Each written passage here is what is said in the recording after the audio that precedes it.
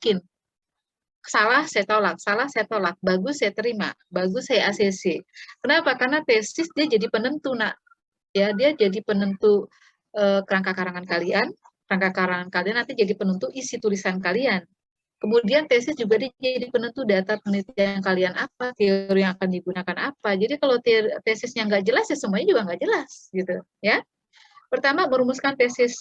Setelah tesisnya fix dirumuskan, maka langkah yang kedua adalah melakukan inventarisasi gagasan bawahan. Coba kalau tesisnya itu yang mesti disampaikan apa sih, tentang apa, ya. Terus setelah itu coba evaluasi. Coba dievaluasi lagi, ini udah bener belum, ya. Nah, setelah itu baru ulangi langkah kedua dan ketiga. Kalau ternyata belum benar, coba inventarisasi lagi, coba tuliskan lagi apa yang mesti dibahas.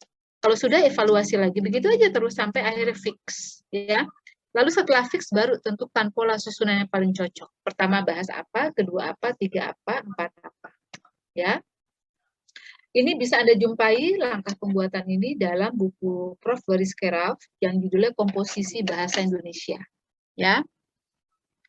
Baik, yang berikutnya, nah, ciri-ciri kerangka karangan berdasarkan perinciannya ada kerangka non formal, ada kerangka formal. Kalau dikatakan kerangka non formal, berarti itu kerangka karangan yang masih coret-coretan, masih belum fix. Kalau yang sudah fix, itu namanya kerangka formal. Ada di mana? Ada di daftar isi buku. Ya, jadi kalau udah jadi bukunya, maka daftar isi itu adalah kerangka karangan yang formal. Ya. Kemudian berdasarkan perumusan teksnya, ada dalam bentuk kalimat, ada dalam bentuk topik. Nah, berdasarkan jenis pengembangannya, ada alamiah, ada logis. Pengembangan kerangka karangan secara alamiah terbagi atas spasial, kronologis, dan topik. Spasial itu biasanya dari satu ruang ke ruang yang lain, ya. Ruang A, ruang B, ruang C. Kalau kronologis itu berdasarkan urutan waktu. Nah, kalau berdasarkan topik, inilah yang biasanya menjadi tulisan ilmiah, kerangka karangan dalam tulisan ilmiah, nak, ya. Jadi kalau tulisan di perguruan tinggi biasanya menggunakan jenis pengembangan topik. Jadi berdasarkan topik yang dibahas, kemudian dikembangkan menjadi kerangka karangan dan tulisan. Kemudian berdasarkan kelogisannya, ini pengembangan kerangka karangan ini dilakukan secara penalaran, ya, dengan penalaran dengan argumentasi. Coba kita lihat masih ada nggak? Nah, perhatikan ini, nak. Bentar ya.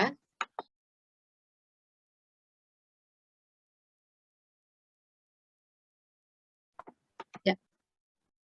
Coba perhatikan bagian ini, nak. Ada banyak kelompok yang saya bilang ini ngawur, ya ngawur, ya memang ngawur. Ini bagus ya memang bagus, ya. Saya bukan dosen yang suka mengelus-elus mahasiswa, memanjakan mahasiswa. Enggak, jelek saya bilang jelek, bagus saya bilang bagus, tapi nilai enggak saya otak-atik, ya. Coba perhatikan, kemarin saya sudah sampaikan bahwa topik, tujuan, tesis. Topik itu biasanya dia frase, ya. Dia topik itu tidak boleh terlalu sempit, tidak boleh terlalu luas. Contohnya sopan santun mahasiswa di kampus. Tujuan kata kuncinya adalah ingin membuktikan. Ingin membuktikan apa? Ingin membuktikan bahwa topiknya mengalami sebuah kejadian, ya. Maka kalau di sini saya ingin membuktikan bahwa topiknya saya kopas tuh sopan santun mahasiswa di kampus. Kenapa sopan santun mahasiswa di kampus sangat rendah? Ya, jadi coba perhatikan polanya. Sopan santun mahasiswa di kampus itu topik tujuannya ingin membuktikan bahwa topiknya saya kopas sopan santun mahasiswa di kampus. Kenapa topiknya sangat rendah? Tesis adalah gabungan antara topik dengan tujuan yang terdiri atas subjek dan predikat. Subjek diambil dari topik, predikat diambil dari tujuan. Jadinya sopan santun mahasiswa di kampus sangat rendah. Nah, coba ini kelompok-kelompok yang masih saya bilang tesisnya ngawur, topik tujuannya ngawur, coba difoto, coba dipelajari dengan seksama. Ya, saya tolak-tolak semua dan saya bilang itu ngawur luar biasa. Kenapa? Karena tidak sesuai dengan perumusan pola ini. Ya. Boleh silakan foto. Nah, ini sudah saya beri warna jadi supaya memudahkan kalian memahami, ya. Baik, saya akan melangkah ke yang berikutnya. Kita sedang membicarakan kerangka karangan, jadi ini harus kita masukkan dalam kerangka karangan. Nah, misalnya tesisnya adalah sopan santun mahasiswa di kampus sangat rendah. Kira-kira apa yang akan dibahas, nak, dari tesis ini? Kira-kira apa kerangka karangan yang mau kita poin-poin pembahasan apa yang akan kita lakukan di kerangka karangan? Siapa mau coba jawab? Kira-kira kalau tesisnya ini yang masih kita bahas apa dulu? Ya, silahkan. Mengenalkan diri, saya Jaya Aulia dari Prodi Informasi Klinis kelas A, Bu. Dari kelompok 5. Jadi di tesisnya itu membahas tentang sopan santun mahasiswanya, Bu. Oke. Iya, Bu. Boleh. Bagus sekali, Jaya. Ada lagi yang lain? Izin menjawab, ada lagi Ibu. Yang lain? Izin menjawab, Ibu.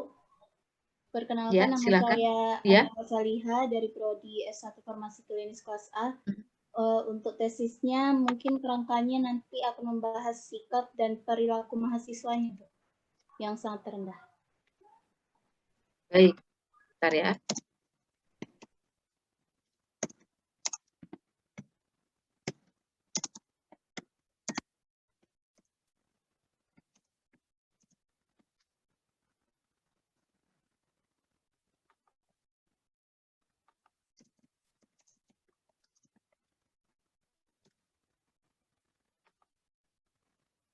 Baik, ini ada hostnya di sini siapa ya? Siapa yang jadi host di sini? Nggak ada yang jadi host, kah? Izin menjawab, tidak ada, Bu. Ya, ada. Oh, baik. Kalau tidak ada, berarti saya tinggal mencatat saja. Ini ada mahasiswa yang asik bermain stiker nih, saya anggap tidak hadir ya. Saya sudah sampaikan ini tadi di pertemuan keberapa itu. Ya. Tidak apa-apa, biarkan dia tetap ikut, tapi tidak saya anggap hadir. Konsentrasi saya tadi agak buyar karena ada mahasiswa yang asik bermain stiker, dia tidak memperhatikan materi. Baik, saya lanjutkan ya. Baik, tadi usulannya adalah pertama tentang mahasiswa. Kemudian tadi Amela bisa diulang, Amela? Iya, Bu, untuk tesisnya mungkin kerangkanya nanti membahas tentang sikap dan perilaku mahasiswa yang sangat rendah. Itu saja. Membahas sikap dan perilaku mahasiswa yang santun. Saya kira ini baik sekali. Ada lagi yang lain? Ada lagi yang lain? Izin menjawab, Ibu. Ya, silakan. Sebelumnya mohon maaf, Bu, saya izin mematikan kamera dikarenakan jaringan sedang tidak stabil. Ya. Silakan. Menurut saya, yang akan dibahas di kerangka karangan adalah etika mahasiswa di kampus, Ibu. Etika mahasiswa di kampus. Baik, bagus sekali. Nah, coba mari kita lihat dulu. Nah. Yang mestinya dibahas kalau tesisnya ini adalah, coba kita lihat. Yang harusnya dibahas adalah ini. Pertama, bahas dulu sopan santun secara umum. Apa itu sopan santun, definisinya apa beda sopan dengan santun, ya. Kemudian apa bedanya sopan santun dengan etika, norma dan sebagainya. Selesai bahas tentang sopan santun, baru kita bahas sopan santun mahasiswa. Perhatikan polanya, Nak, ya. Mulai dari umum besar dulu, kemudian mengerucut ke sopan santun mahasiswa. Nah, di sopan santun mahasiswa ini kita bicarakan dulu siapa itu mahasiswa, kapan seseorang dikatakan mahasiswa, syarat menjadi mahasiswa, tanggung jawab mahasiswa apa, bahas. Baru bicarakan sopan santun mahasiswa secara umum. Pembahasan yang ketiga baru dari sopan santun mahasiswa di kampus makin mengecil, ya. Sopan santun mahasiswa di kampus. Bicarakan di situ, bahas tentang bagaimana sopan santun mahasiswa di kelas, bagaimana sopan santun mahasiswa ketika di perkuliahan, ketika di dekanat, ketika di kampus, ketika di organisasi kampus misalnya. Nah, kemudian yang keempat baru sopan santun mahasiswa di kampus sangat rendah. Coba perhatikan, ini yang disebut dengan pola logis. Jadi mulai dari pola umum ke khusus, ya. Kemudian dari yang umum, kemudian spesifik, lalu ke sopan santun mahasiswa lebih spesifik lagi sopan santun mahasiswa di kampus, baru ke sopan santun mahasiswa di kampus sangat rendah. Inilah kerangka karangan dari tesis sopan santun mahasiswa di kampus.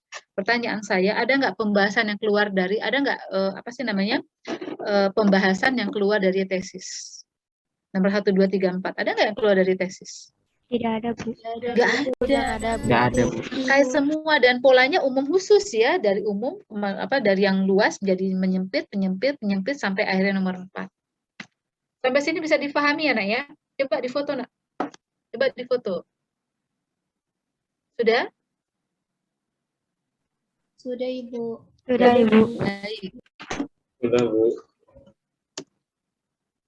Nah, tadi saya katakan, nah ini dia. Tadi ada 4 pembahasan kan? Tinggal kita pecah-pecah lagi sopan santun, bicara definisi, bicara batasan, bedanya sopan santun dengan nilai dan norma. Sopan santun mahasiswa, coba bahas pengertian mahasiswa, batasan mahasiswa, tugas mahasiswa. Lalu sopan santun masyarakat di masyarakat, di kehidupan berbangsa bernegara, pokoknya sopan santun masyarakat secara umum. Ya. Lalu yang ketiga, tinggal membahas tentang sopan santun mahasiswa di kampus.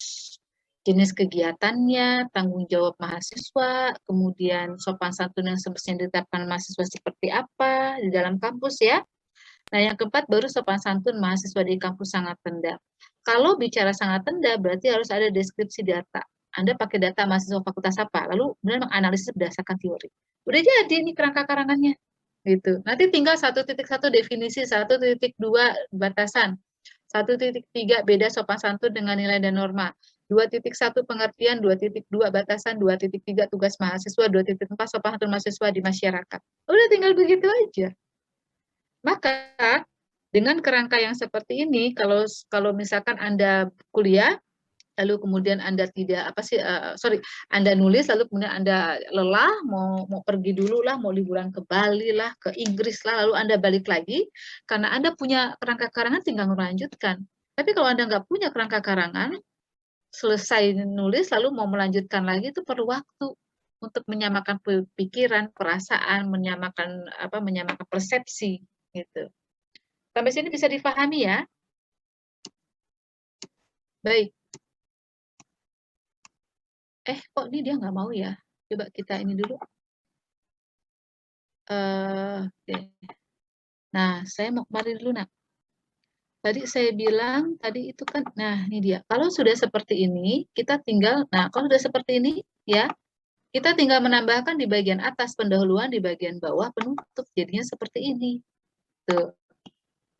Enak. Oh, nggak mau dia, Cin. Nggak apa-apa deh. Ini tinggal tambahkan bagian pendahuluan, ini atas nih, bagian ini penutup. Udah jadi nama daftar pustaka. Lalu setelah itu tinggal kita urutkan. Jadinya begini, bab 1 pendahuluan nanti ada latar belakang, rumusan masalah, tujuan penulisan, metode penelitian, sistematika penyajian. Bab 2 landasan teori, terdiri atas sopan santun mahasiswa, sopan santun mahasiswa di kampus. 3 bahasan pertama jadi landasan teori. Yang nomor 4, sopan santun mahasiswa di kampus sangat rendah, jadi bab 3 analisis. Tinggal bab 4 kesimpulan dan saran, daftar pustaka. Selesai. Kalau berkelompok tinggal lakukan pembagian tugas, gitu. Inilah pentingnya membuat kerangka karangan. Ya, sampai sini bisa difahami? Saya stop share dulu ya. Ada yang mau ditanyakan? Ada yang mau ditanyakan?